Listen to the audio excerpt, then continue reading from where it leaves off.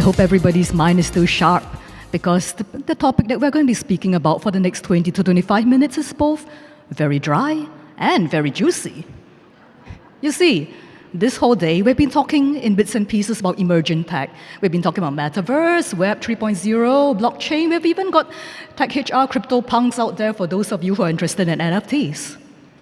But if you think about it, it's not that long ago that data itself was considered an emergent technology. Yet today, it's commonplace. Unfortunately, it's not such common knowledge.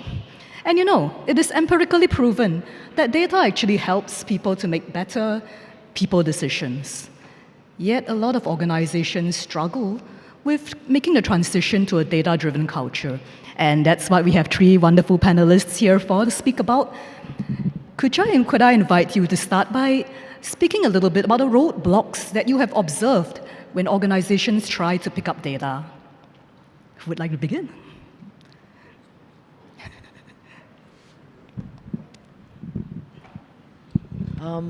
Good afternoon, everyone. Data is not an easy topic to talk about, especially for HR professionals.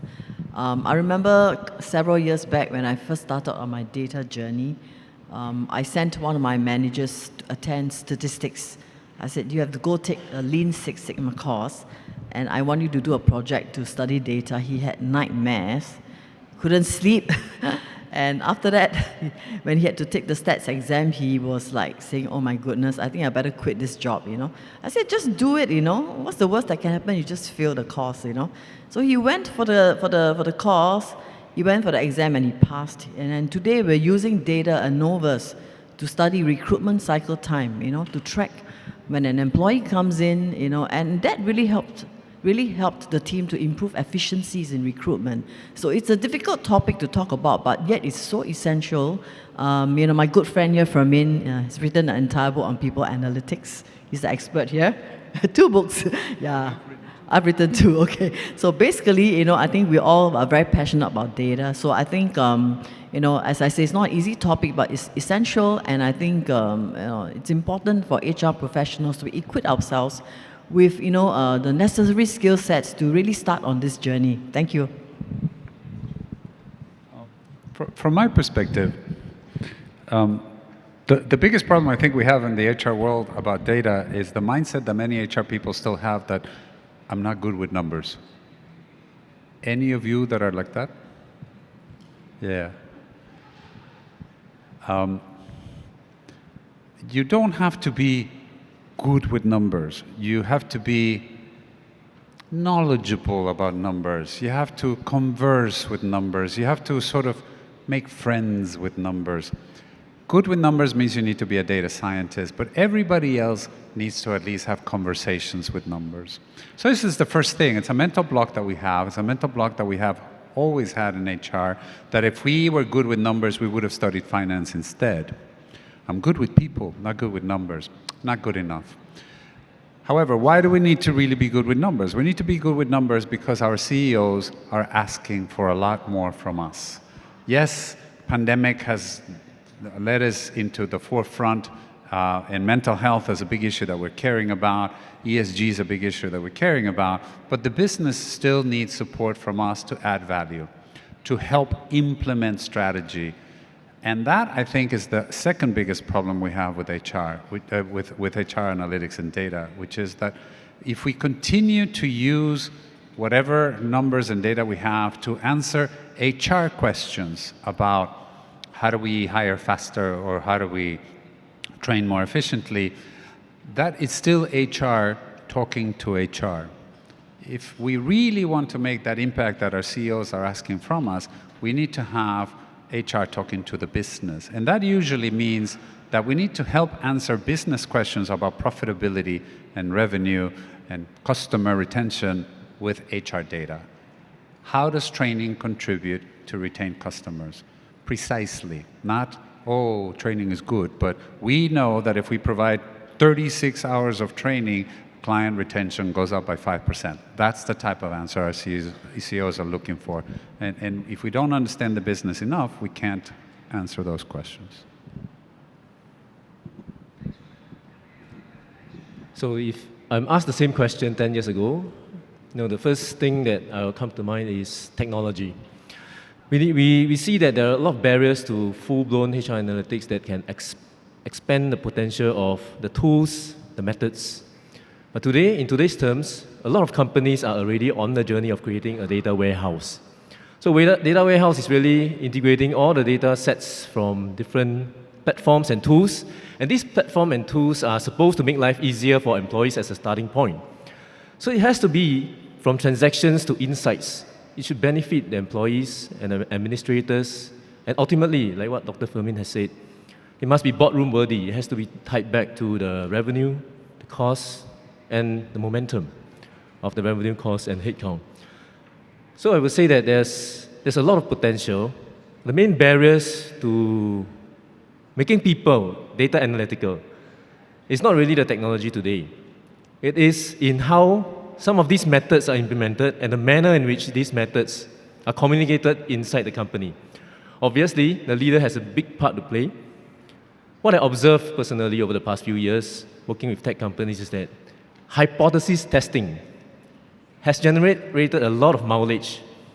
When leaders want to test a hypothesis, they get the subordinates to serve out numbers, serve these numbers up, very narrowly, relying on very narrow segment of the data warehouse. So, for example, I want to flatten my organization. I want to reduce the number of the reporting depth of the organization. Can you get me data related to performance, related to engagement for different departments and serve up these numbers for me to see whether there is a correlation? So I've narrowed down the question, the problem statement, and you find me the answer. That not really only dampens HR's confidence in generating data, that reduces the opportunities to generate hypotheses from bottom up. So if you read a lot about the advanced methods, why are we talking about advanced methods even when we don't have a good start with the basic methods? Because these advanced methods give you confidence that these pattern finding mechanisms are defensible.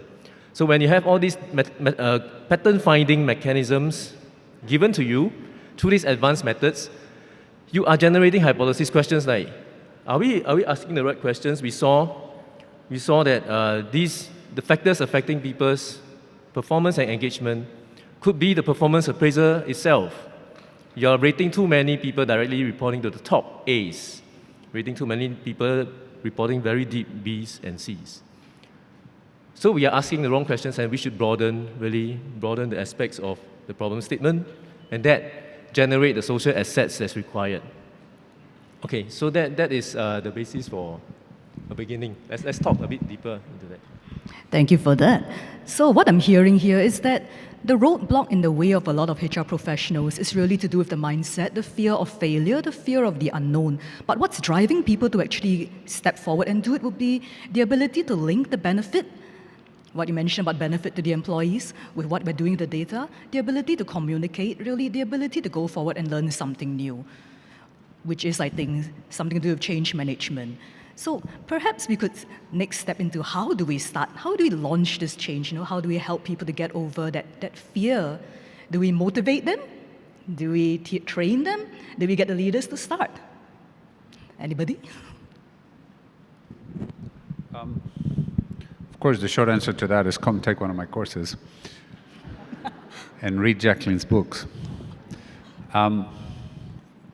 There is two things to do this. One is start realizing, like I said earlier, that what the business is looking for is for us to answer their questions with HR data.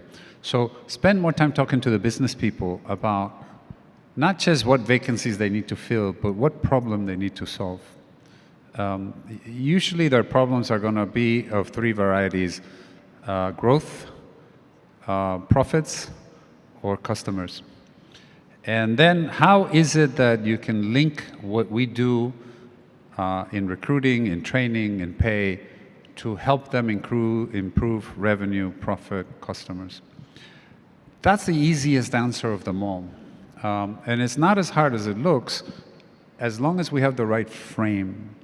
And the right frame basically is start with the business problem. Don't start with the data. Start with the business problem and work with the business to try to help them answer the questions that they want answered, as opposed to us coming in and saying, oh, you need to improve your turnover, oh, you need to improve your engagement score, which they always continue to see as an HR KPI that they're helping us to achieve, as opposed to us helping them. So that's my first very easy but very difficult at the same time point to make, which is to change our mindset from improving HR metrics to improving business metrics through HR means. Then the second part is actually also complicated but not, is again about losing the fear of numbers. Losing the fear of numbers, I believe, comes from understanding a framework to look at these numbers. The numbers are actually not that hard to look at. I promise to you that there's only really about 4 things that you need to remember from statistics. R-squares, t-tests, correlations, multiple regressions, and that's it. That's about 4 chapters into any statistics book. So you don't have to read the whole thing. But you need to know that much.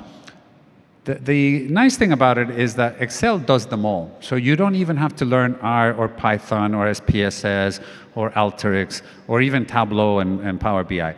Just Excel. The only thing you're going to need is to add in the analytics tool pack, which is free, download it, and that's it. You don't even have to know how to calculate any of it. You just need to know when to use it. If you apply your mind to it, in an hour and a half, you can figure this out. That's it. And then there's about 4 concepts of finance that you also need to understand.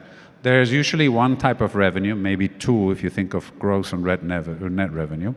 There are maybe 2 or 3 concepts around profits, which is the difference between gross profit, EBIT, EBITDA, net profit. And the third one is going to be any other metric that the business uses to keep track of the business. Is it customer satisfaction, retention, whatnot? That's about it. Again, that's about the 3rd chapter of any finance book, not the whole thing. But we must know at least these things. I always like to do a test in any HR audience like this, which is, do you know what the difference is between EBIT and EBITDA? Anybody? Not a single hand went up. Oh, 3 hands went up. You must be in finance. Yes, he says. Okay. As you can see from looking around you, nobody else seems to know the answer to this question. Now, let me tell you what the problem is. Every person around the business table that you're sitting with knows the answer to this question, except HR. And that's why they don't take us seriously. So the second thing I'm going to say is, in terms of the little few things that you have to learn, is you need to learn these concepts. Yeah, I make this similar to, whether you speak, if you're Chinese, whether you speak Putonghua or you speak any of the dialects like Hokkien or Teochew. We in HR, we speak dialect. It's HREs. Okay? The business world speaks Putonghua. And the Putonghua they speak, it's called finance. If we want them to understand us, it is impossible to speak to them in dialect. They don't understand. We need to tell them HR things in Putonghua, in finance. So you must learn how to do that. I think I'll just add on to what Fermin is saying, so I couldn't agree with him more. I think the issue here is that, because I teach data analytics today, the HR community, through our university academy, and I think one of the first things that I tell my students is that it's never about HR, it's never about anything else. It's always about the business. So when we use data analytics, we are using data analytics to solve business problems. So it's not about HR. So end of the day, our job is to impact the bottom line to help the business.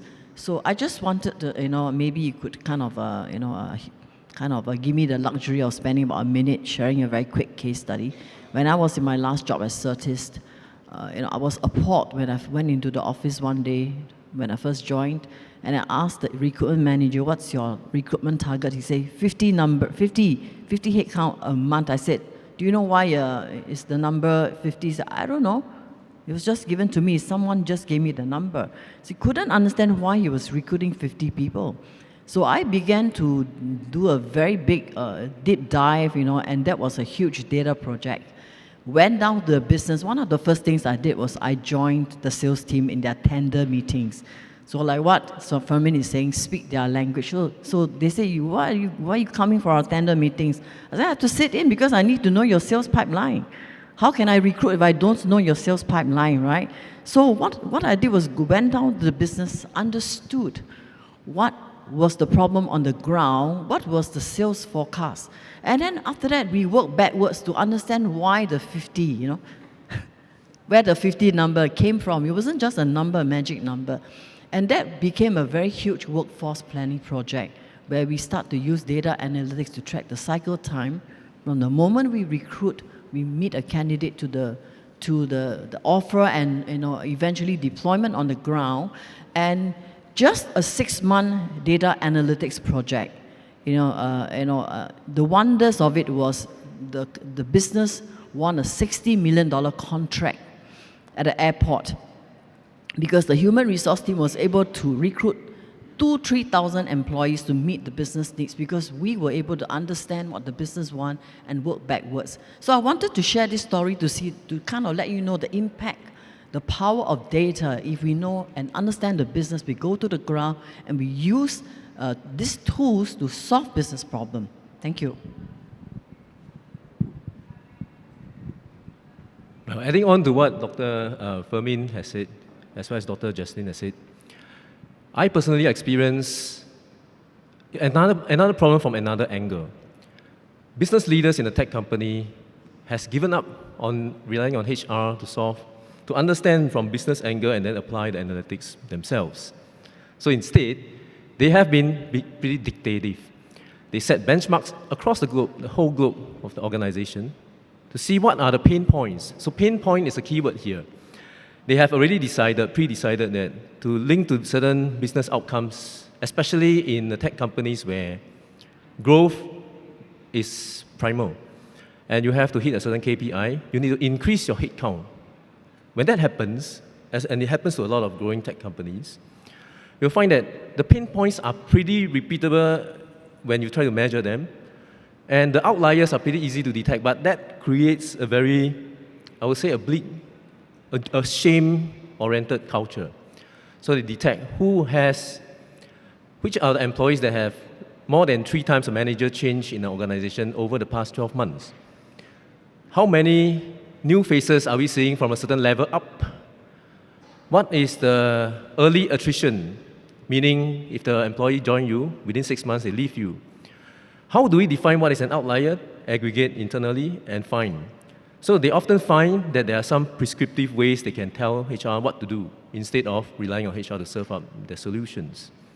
They tell HR that if you see a high early attrition of more than 5% per year, review your candidate pipeline, find a role model entity or role model location, and then look at whether some onboarding role model entities can help the lesser performing entities.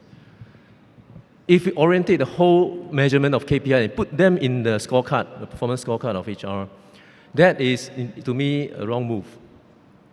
We need to have HR understand a lot more about business, even if it's a straightforward increasing headcount and meeting the workforce plan. HR can rely on current systems such as, for my own company's BPO system, for instance. If you calculate payroll accurately, you can have a lot of data by products that allows you to plan your workforce already. You need to know whether people are in your payroll, whether they are not, whether they are on leave, whether they are taking OTs. Just very basic information. You can already generate a data warehouse and start hypothesizing, generate the hypotheses to be served up to management instead of allowing that kind of shame and blame culture to get out of hand before you create something that is more bottom-up. A bottom-up approach is what I'm after. So if you look at some of the, you can look at it this way. There's a lot of social assets that's required in HR analytics. It's really because when you talk about HR, there's taxonomy that, like the dialect that Dr. Fermin has mentioned.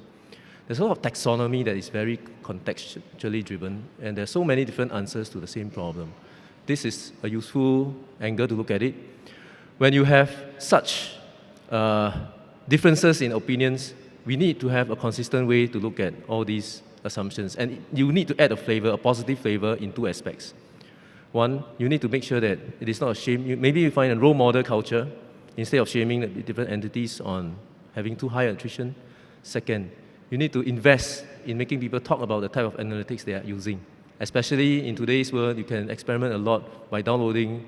I mean, beyond Excel, there's Power BI, Tableau. You can do some advanced methods with that as well. But Excel is already useful in many sense. Yep, that's all I have. Thank you, Henry. Very practical and actionable example there. And I think between Dr. Fermin and Dr. Jaclyn, you have managed to lay a lot of the audience's fears to rest and given them new things to be worried about. So I'd like to invite you to give them something else to think about. If HR professionals really want to use data to make an impact, bearing in mind everything we've heard here, the idea that we need to be very strategic, that we need to think about business first rather than data first, what is one thing that HR professionals really need to start and one thing that they need to stop doing?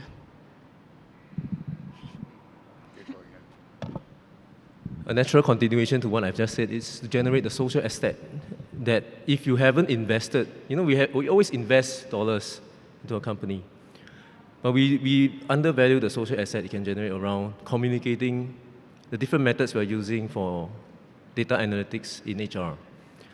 You need to get people to start talking about NPS, for example, Net Promoter Score, for people to have a common language when they talk about engagement.